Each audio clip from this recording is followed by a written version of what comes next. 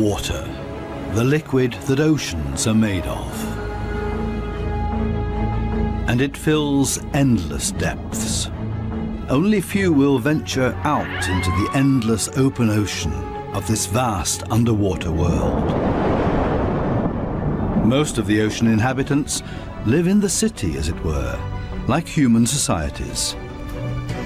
Very close together, with friendly neighbors and nasty co-tenants. While dangerous robbers lurk around at the edge of town.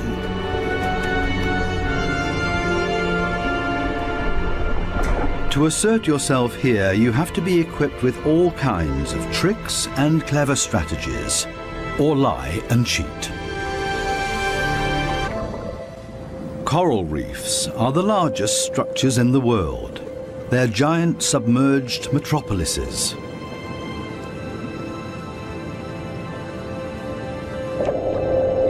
Millions of different inhabitants live in these cities. A universe with coral palaces and soaring towers.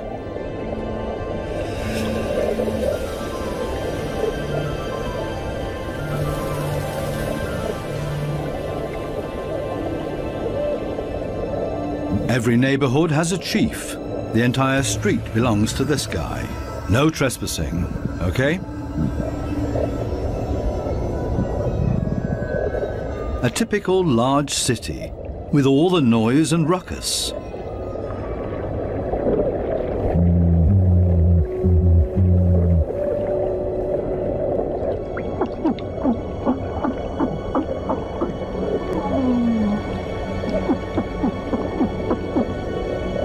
Even this little porcupine fish bleats around. It creates this sound with its swim bladder. 2 small harlequin shrimps are nibbling on this blue sea star.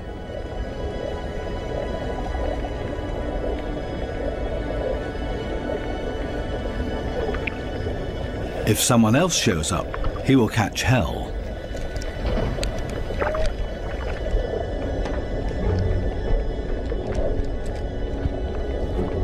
Another harlequin shrimp busy pulling a bite out of a sea star.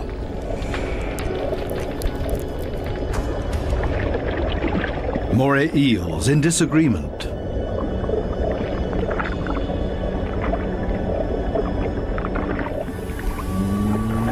A scorpion fish shuffles across the ocean floor.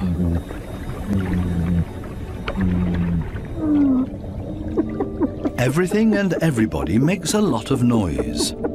A boxer crab threatens everybody that comes by, holding 2 poisonous anemones in its claws. At least the anemone reef looks peaceful. Or does it? The clownfishes are having a huge squabble. Who does this anemone belong to? We can hardly see this fish, but he's easy to hear, a crocodile fish. Does this giant puffer fish hear something?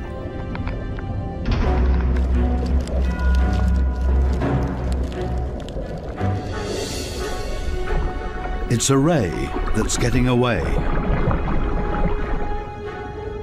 A dispute amongst the members of the cichlid family. Who is stronger, and especially who is louder?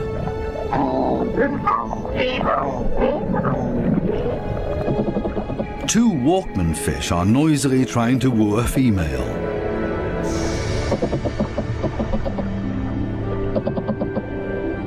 Big city noise everywhere.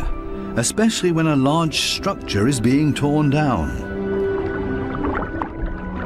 Everybody lives in their own way in this noisy metropolis. Some hover above it all, but others are more down to earth and literally live in the coral sand. These goat fishes, for example, they plow through the ocean floor and catch smaller animals between their teeth. They use their barbels like a dowser. With them, they can detect even the weakest electric fields that point them towards small prey.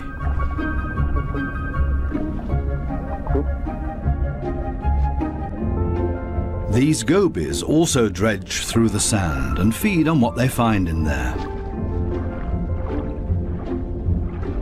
There's another way of finding prey in the sand. This blue-spotted stingray uses its wings like shovels, and there's always a chance of stealing something. While one works, others just stand by and feed on what's left over, maybe a piece of crab or a mussel.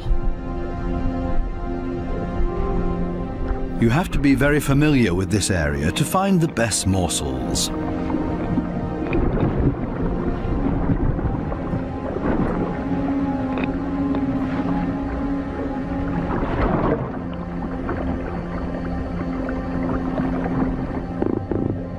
This triggerfish uses a strong stream of water. The fish blows away the sand to unearth whatever is hidden inside it. Others are quick to steal whatever they can.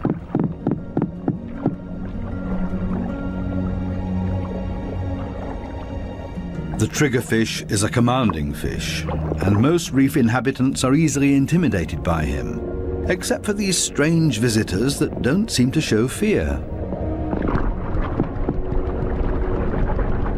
In any case, it's best to cover them up with sand.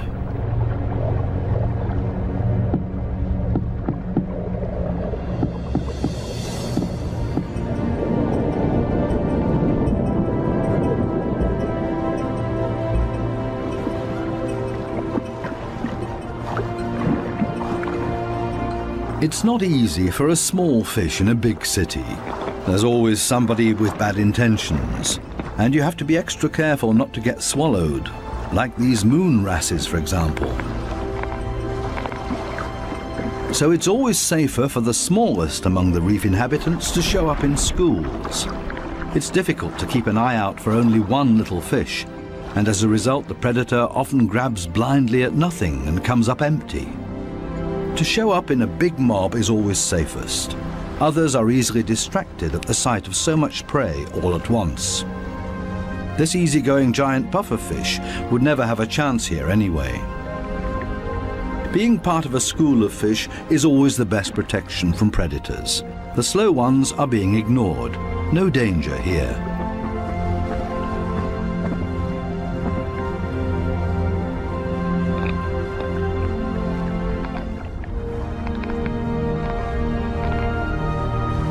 The school distributes the danger. If there are 1,000 fishes, any of them can be the target, and 999 are going to be just fine.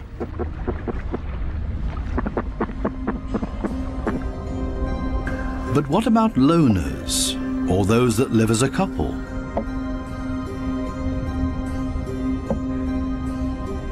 Seahorses, for example, camouflage themselves to look like the coral branches they're holding on to.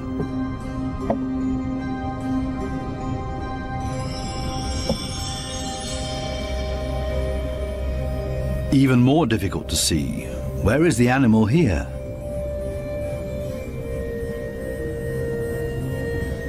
Only the eye betrays this trumpet fish's camouflage.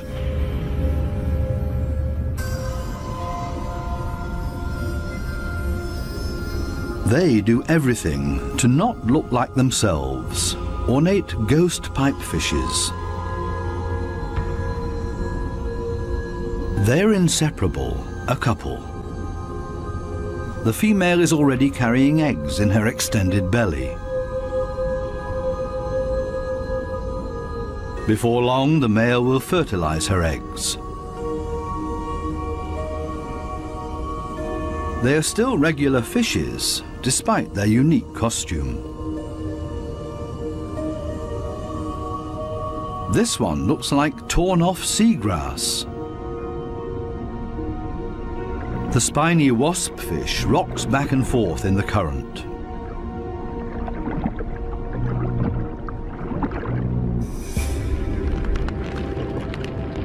Not a monster, but ingenious camouflage.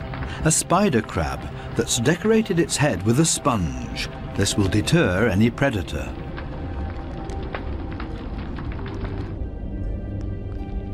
Another great camouflage, a barrel decorated with rocks. Only the movement of the gills betrays this stonefish.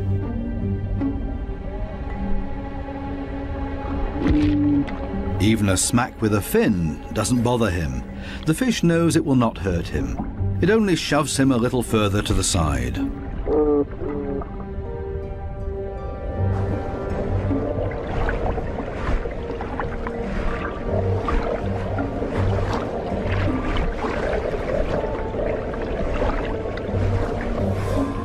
Similarly tough are its cousins, the scorpion fishes. They lie there as if dead, especially when others around them freak out. And even when moray eels fight with lionfishes for food.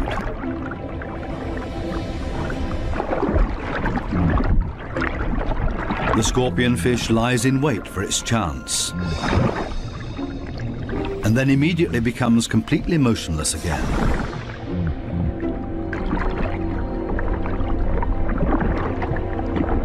The only difference is that it raises its dorsal fins with the poisonous barbs inside, is completely still but now also armed.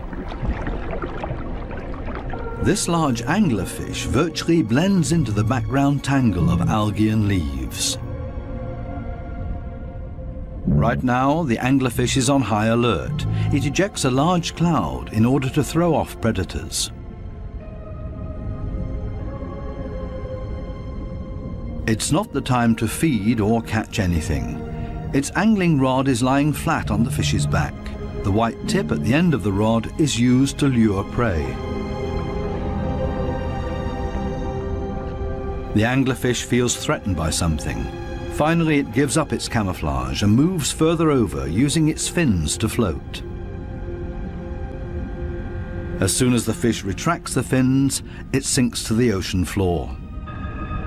Anglerfishes come in all kinds of shapes and sizes. Their trick is ingenious, using the angling rod as a lure. And every curious little fish becomes dinner. Many animals, including ocean inhabitants, communicate with a mixture of sounds and behavior.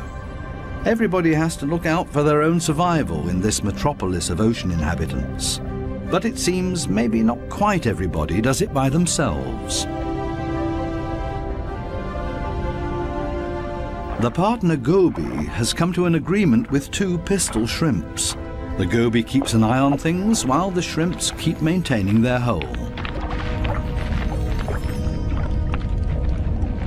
Larger rocks at the entrance are ideal for securing it.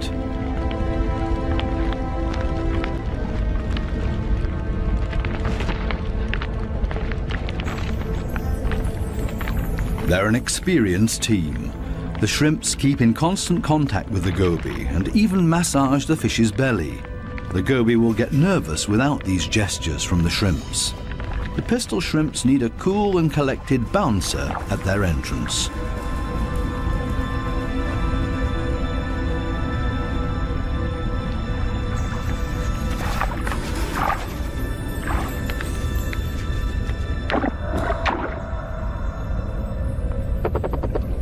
Teamwork. This is where the anemones settle with their poisonous tentacles. Whoever gets caught by those will pay for it dearly or lose their life.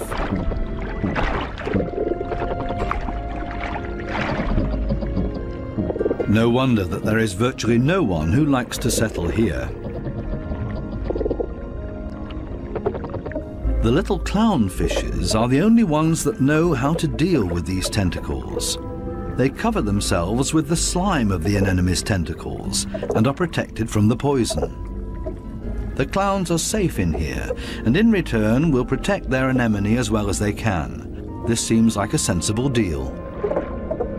But on occasion, the anemone will pull the tentacles inside its column-shaped body, which means the clownfish's home is gone. When this happens, they panic and look for another anemone that they can hide in for the time being. Unfortunately, this one is already occupied, and the next one as well, and this means having to fight its current owner. There's much to lose for the clowns. Without the anemone, they can't procreate. The clownfishes attach their eggs to the bottom of the column-shaped foot of their anemone, hidden behind the poisonous tentacles.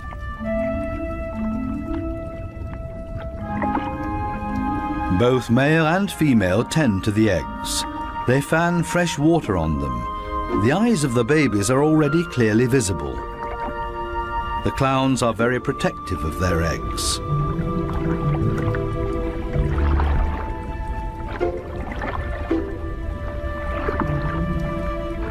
It takes the two of them to protect their offspring, and only in conjunction with the anemone.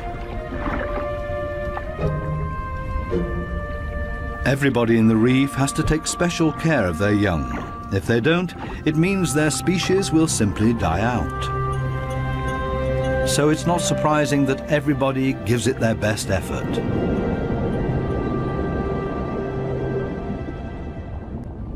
This triggerfish has hidden its offspring in a small hollow in the sandy ocean floor, and this means having to constantly protect this open egg site.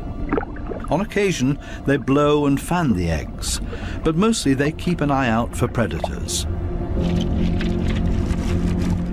This means grave danger. One of the sea urchins is wandering straight towards the nest. The eggs have to be protected at all cost, but how? The triggerfish seems to consider the alternatives.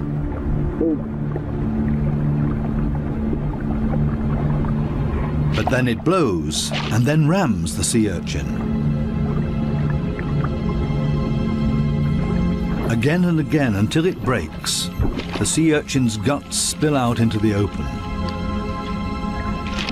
A few more hits for good measure. The danger has been averted.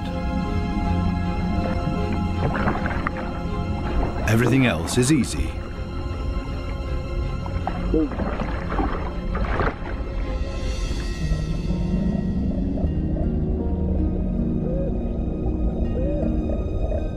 Two little damselfishes cling to a coral branch, a pretty and obviously inseparable pair.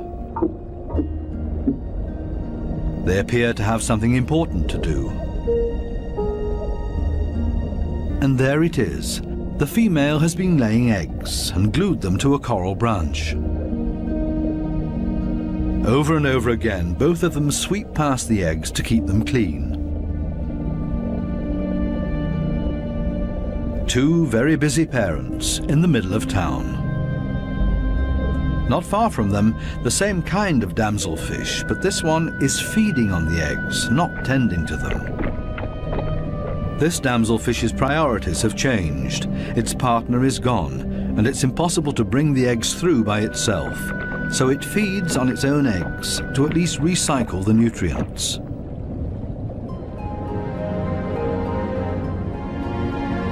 There are many different strategies to give one's offspring a good start. Some are surprisingly easy.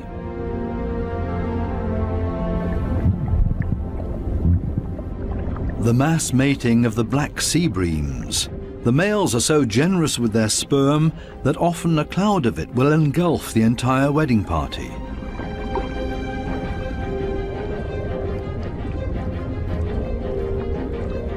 Countless couples and constantly in motion.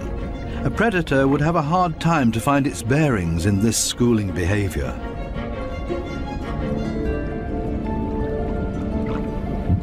The fish's instincts cause them to mass mate in order to ensure the survival of their species.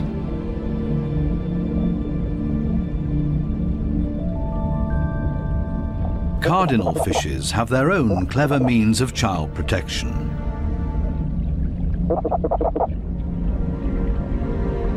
It's not time yet.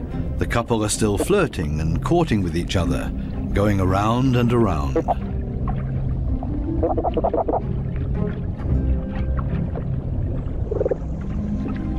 We'll leave them to it and take a detour to a couple not quite as gentle with each other. Monkfishes live in groups, and their nests are very close to one another. As a result, all the fishes are alerted to a predator nearing their nests.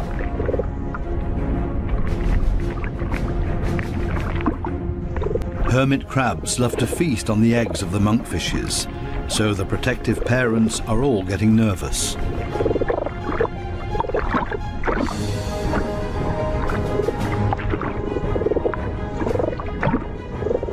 The hermit crab is still far enough away and currently busy with something else. The hermit crab's best defense is its house that it carries around for protection. The patience of the monkfishes is wearing thin.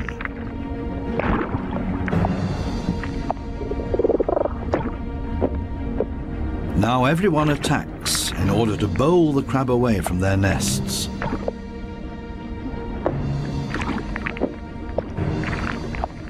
They're clearly telling this hermit crab to take a hike, but they should have stayed with their offspring because there's new danger approaching.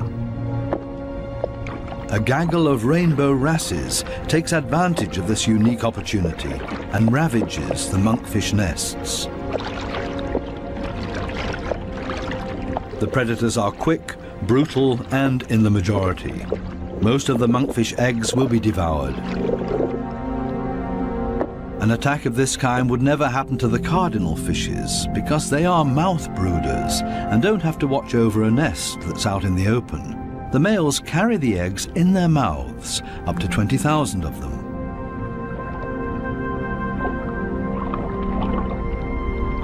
A mobile nursery. They're safe here in their father's mouth, unless, of course, he gets eaten.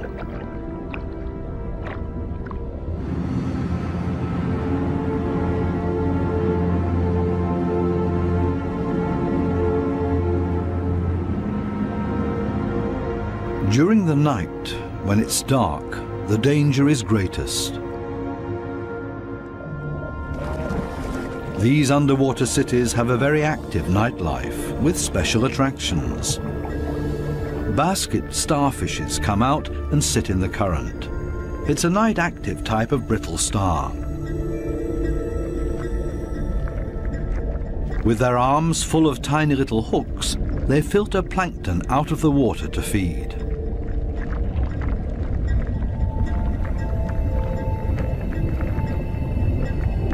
A very elegant feather star.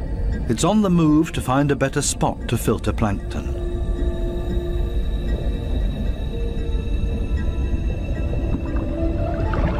This Spanish dancer is even more graceful and elegant than the brittle stars. It's a type of nudibranch.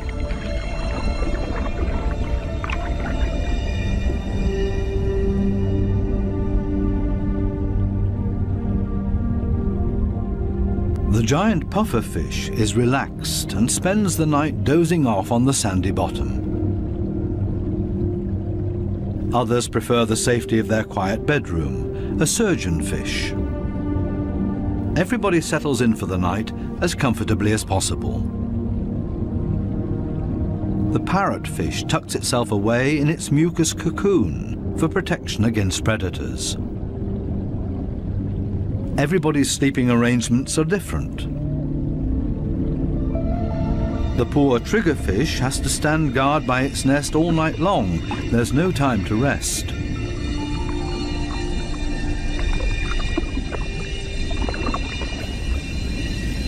Some of the predators are quite soft-footed. A cone snail has spotted a small fish.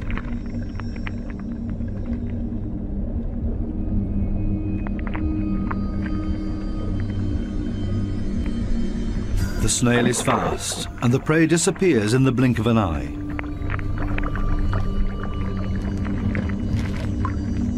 The night is still young, and still full of danger and terror. These lionfishes pose danger to the cardinal fishes.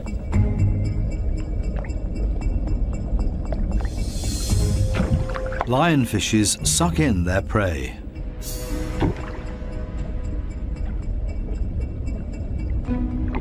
Even if they choke on it.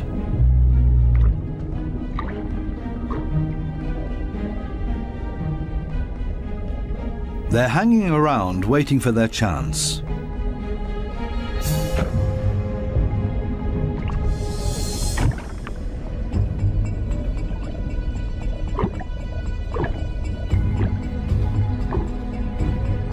This poor cardinal is sideways in the lionfish's mouth, eggs and all.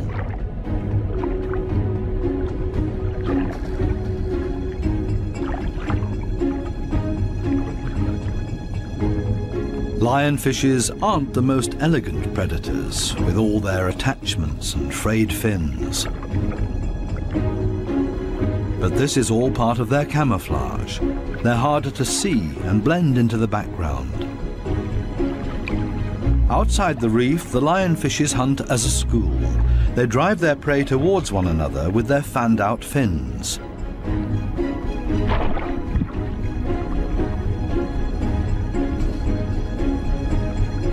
They prefer to attack from above, cornering their prey.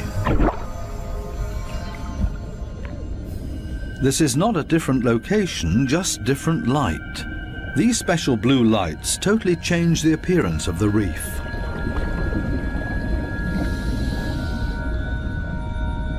Now we can see that the coral polyps are bright red, and they clearly stand out from their environment.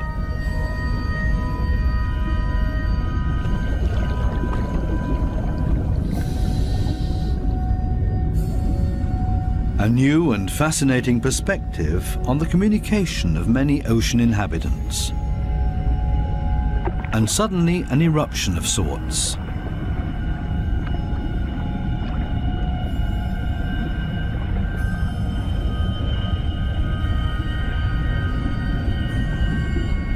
It looks like smoke, but in reality it's a type of reproduction.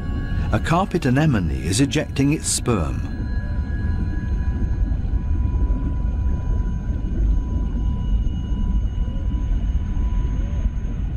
In the blue light, it looks like a dramatic eruption.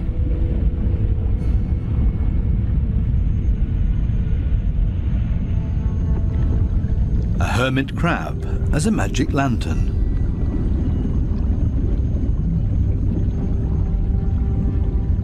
The blue light brings out these colors.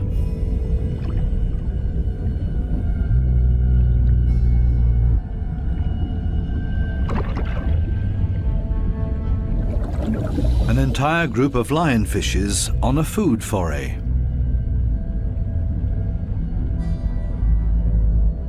The animals don't seem to know any fear. It seems that they're well aware of the poison they carry in their back spines. They even use the light of our dive torches to their advantage. There's no nightly rest to be had here.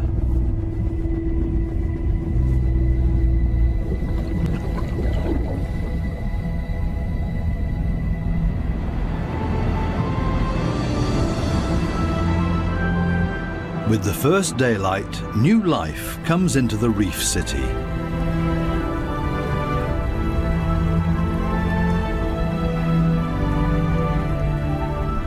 They all seem to start going again, ponderously with armored fins.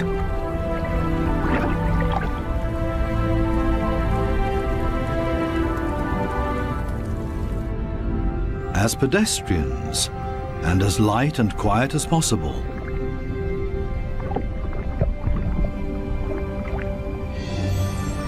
Mother and daughter, elegant and synchronous.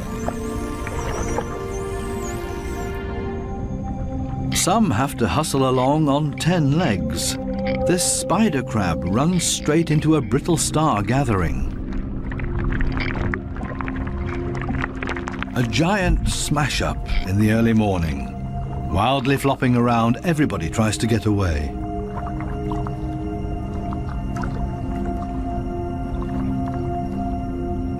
As in every city, there are also shopping opportunities here.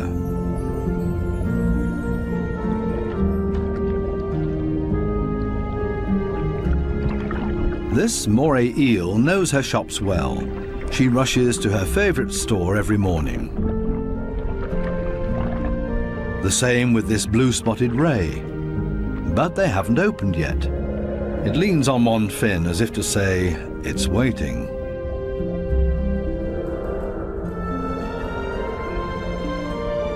Similar problems in a branch further up. These sweet lips are also waiting to be tended to. Here they come, a little late this morning. The small cleaner wrasses are starting to open their shop and are hungry. They're ready to rid their customers of parasites. This ray is also being served. It likes to have its gills cleaned. This is a barter business. One side gets cleaned, the other fed. A very fair deal. Clownfishes seem to be excluded from this business because they can't leave their anemone. In their case, the cleaner fishes make house calls.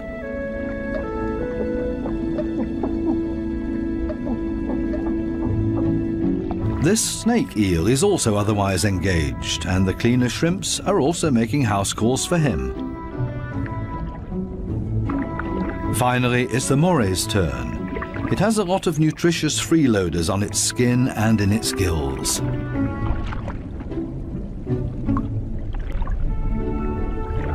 All of a sudden, the cleaners leave. Why?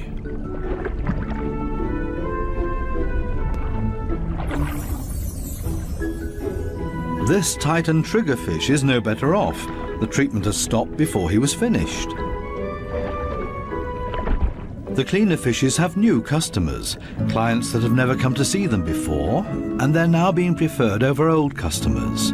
The point is that these new clients will like the service here so much that they will come back again. The regular customers have to be patient and wait until the new clients are finished. Cleaner fishes operate solely according to economic rules. This guy has also come for the first time and quite enjoys their service.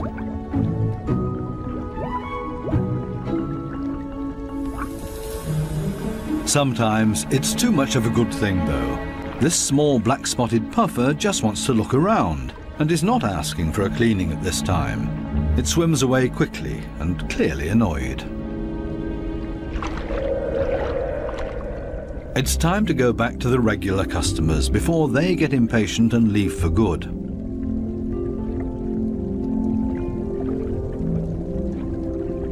Digging deep where the gills are dirtiest.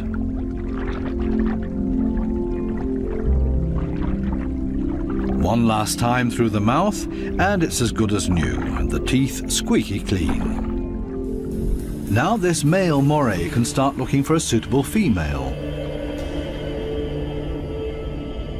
She is clearly not interested in male visitors. This next dugout also does not look encouraging.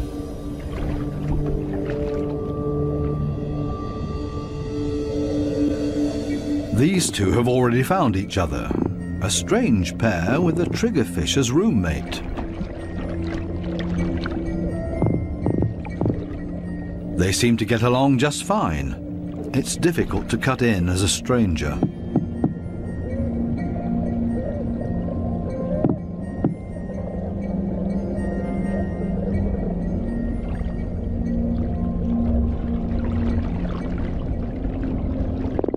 It would also be well advised to stay away from this giant triggerfish.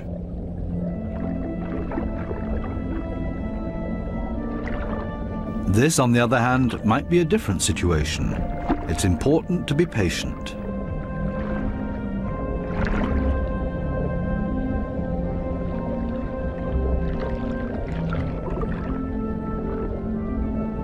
This female moray does not seem to be too reluctant. She's showing her teeth, which is not a sign of aggression, quite the opposite. She finally agrees to a date.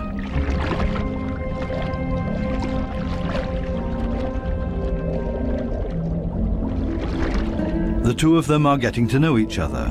Moray eels are very gentle with their mates.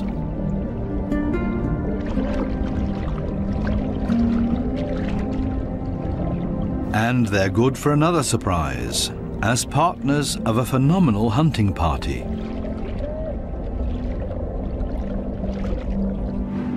These types of hunting parties have to find each other first in this big city.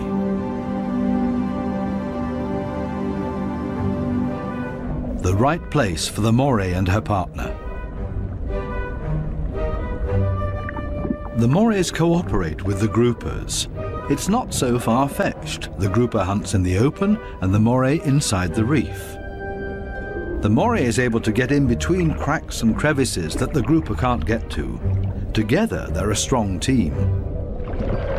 a grouper that's trying to convince this moray to hunt with him. The grouper signals this to the moray by rocking back and forth and shaking for all it's worth. All for nothing. This moray doesn't understand and stays in its cave.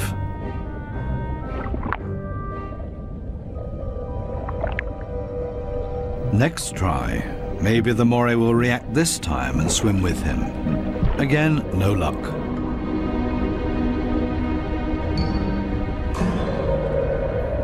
Finally, this moray seems to understand the grouper and is hungry. The grouper tilts its head and the moray accepts his invitation. Together they swim through the reef. The moray prefers to swim between the dark alleyways, and the grouper decides it's safer to stay on the main streets around the reef. This is not the right place. The grouper expected to find scared prey here. The moray takes a break and waits. It's not going to happen this way. Again, another invitation to go. They continue through the reef to another coral head. Also nothing for them here either.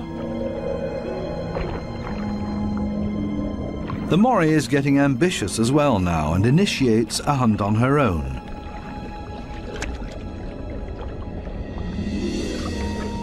She might be better at finding hunting spots. They're successful in this next coral head, and then everything happens very quickly. The fishes are panicked, and both hunters are able to profit from that.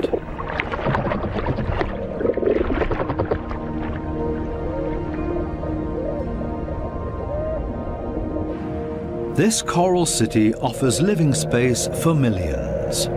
Many hideouts and crevices provide protection for everybody. My home is my castle.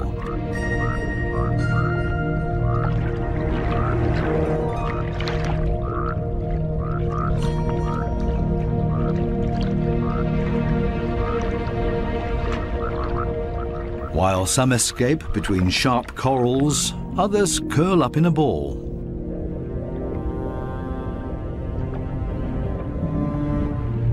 Octopuses don't have bones and are therefore able to change shape. Their homes are usually very tight and space-saving.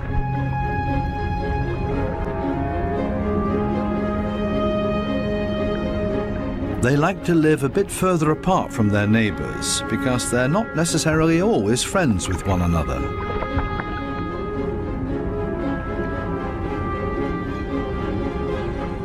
It might be best to put up a wall of stones between them.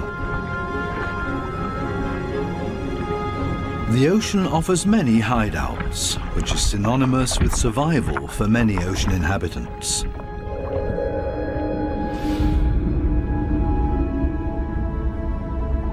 There can also be hideouts that nature never intended to be there. Such as this giant wreck, 240 feet deep.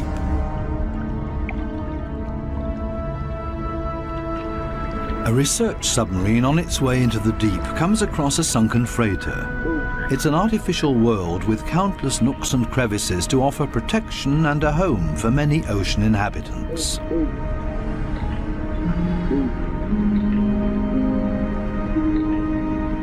The wreck has long been overgrown with all kinds of sea life. The side of the hull has become a living wall made of corals and sponges.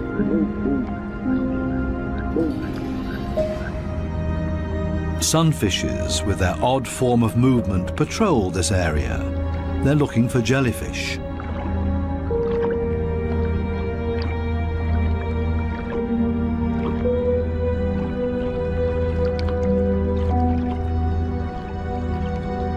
In steerage, where the current is strongest, filter feeders have found a new home, such as these sea fan corals. They feed on the tiny plankton particles.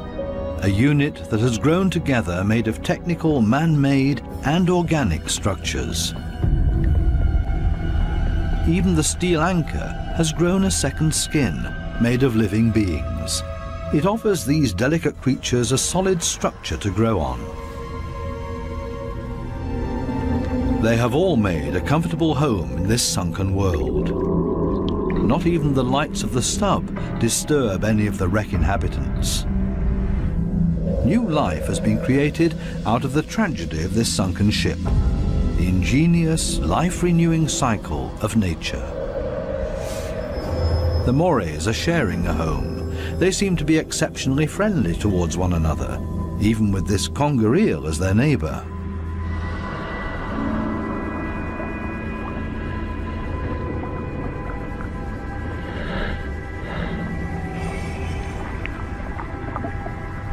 Even the octopus remains unharmed by the Morays.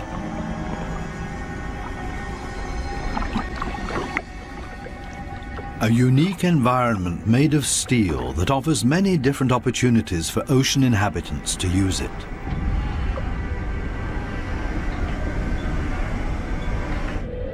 Even this fishing net offers a conger eel a place to hide. The original destination of the sub is located a bit deeper, a picturesque underwater city full of ancient amphora architecture. An antique merchant vessel sank here. Only the clay containers, once filled with Greek wine, are still visible. Now they offer homes and protection to many ocean inhabitants. Similar to the reef, hiding places are essential for staying alive down here. The amphorae have a very special shape. They taper towards the bottom, so they could be stored sitting upright in a layer of sand in the hull of the ship. The amphorae and their precious contents were safe during transport. Spiny lobsters welcome these types of caves. Conger eels also feel safe in this mess of amphorae and shards of clay, as if it was made for them and their slender, long bodies.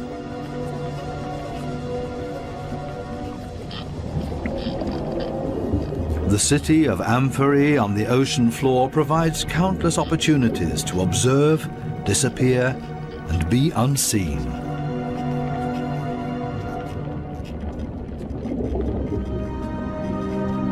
Maybe that's why this city seems to be very calm and orderly, even when the conger eel swims above everybody's abode. Nobody panics because they only have to withdraw slowly into their homes and are safe. The same goes for this forkbeard.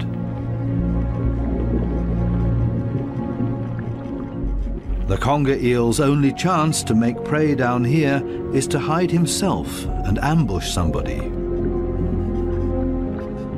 The sunfishes also don't have much luck feeding here, for the same reasons as the conger eel. On the other side of the globe, the Spencer Gulf in southern Australia. Every year, hundreds of giant cuttlefishes meet up to mate. The rocky seabed offers great holes and caves to hide the eggs.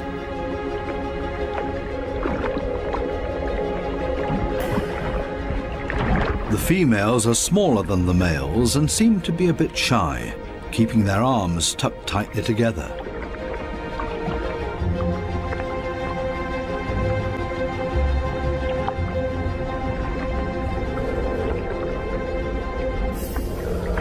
The males, on the other hand, present every bit of themselves openly to impress the females, but also other males that are potential rivals.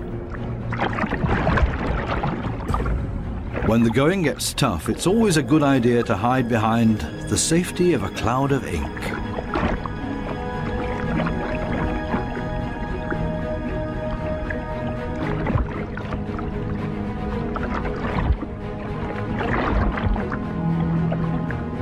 Without much success. Escape in reverse.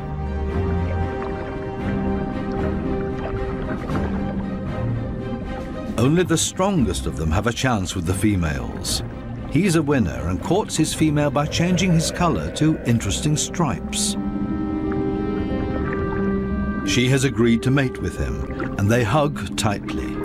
He deposits his sperm package into her mantle opening. Immediately afterwards, she withdraws into one of the caves on the ocean floor in order to avoid courtship from other males, a clear signal. The male is protecting his female from other rivals.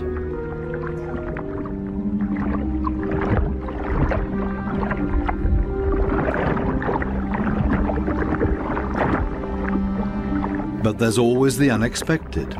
A so-called sneaker male tries to cut in. This male is much smaller and pretends to be another female by acting like one, very demure and shy.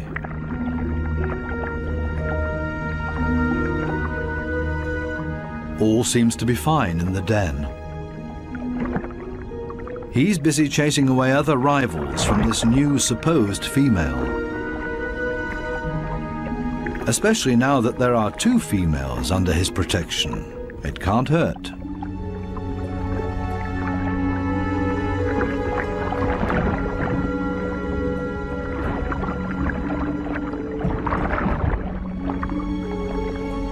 The two supposed females on the bottom below him are getting closer to each other, the sneaker male and the female.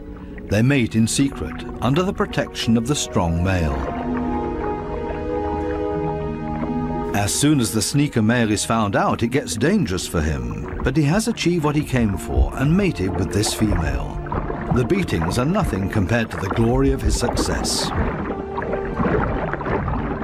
Intelligent strategies and tricks are essential for survival underwater and part of everyday life.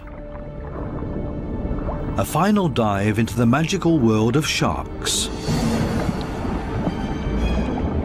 This spot on a sandbank close to the Bahama Islands has great attraction for these lemon sharks. They come here by the hundreds, and nobody exactly knows why.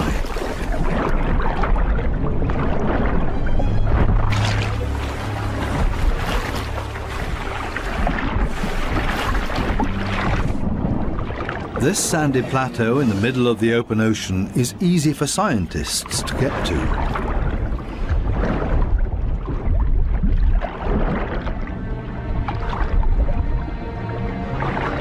This experiment will show how sharks react to their own reflection.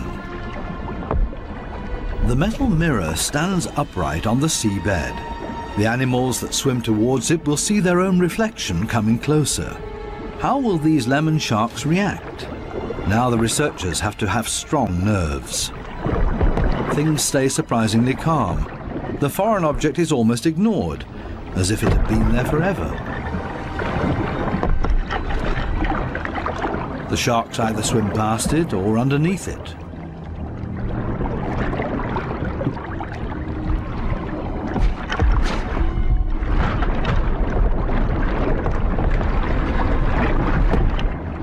The scientists expected a bit more, and soon the sharks lose all interest in the mirror.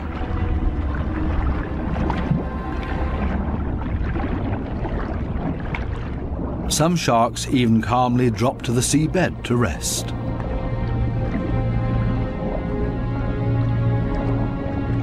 The only ones alarmed by this behavior are the remoras that like to keep moving.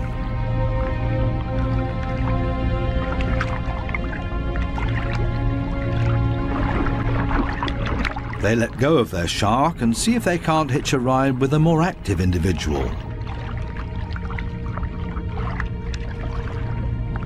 Shark hopping. This one isn't a good choice either, so they continue to yet another one.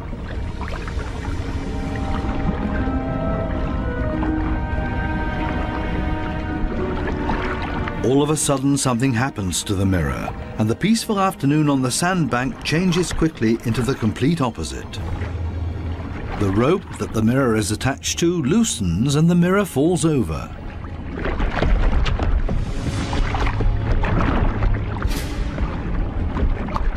Suddenly, and seemingly out of nowhere, several sharks rush to the mirror and show great interest in it.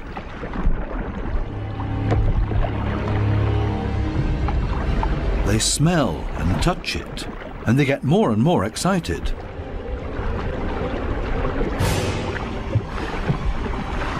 What happened all of a sudden? None of the scientists have any idea how to explain this change in behavior. The animals that were calm and collected only a second ago are now completely out of their minds, and the situation quickly escalates into a mass attack on the mirror. Do they mistake their own reflection for an opponent? It's time for the divers to leave because it's not safe anymore. The communication of the ocean inhabitants continues to offer new and exciting insights that we will probably never fully understand.